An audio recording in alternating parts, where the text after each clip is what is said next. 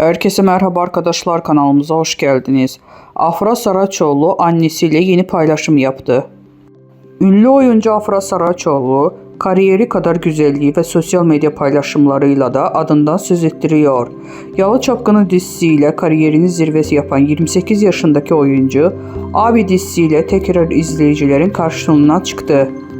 Afra Saraçoğlu'nun annesiyle olan benzerliği sosyal medyada damga vurdu. İşte Abi dizisinin Çağlası Afra Saraçoğlu'nun annesi. Afra Saraçoğlu sosyal medyanı salladı. Ünlü oyuncunun çok konuşulmasının nedeni ise bu kez başka. Afra Saraçoğlu'nun annesiyle olan benzerliği şaşırttı. Sosyal medya kullanıcıları hık demiş, burnundan düşmüş, güzelliği genetikmiş, annesinin kızı olduğu her halinden belli gibi yorumlar ve beğeniler yağdı. Bizden bu kadar arkadaşlar. Videoların devamını gelmesini istiyorsanız kanalımıza abone olmayı unutmayalım. Hoşça kalın.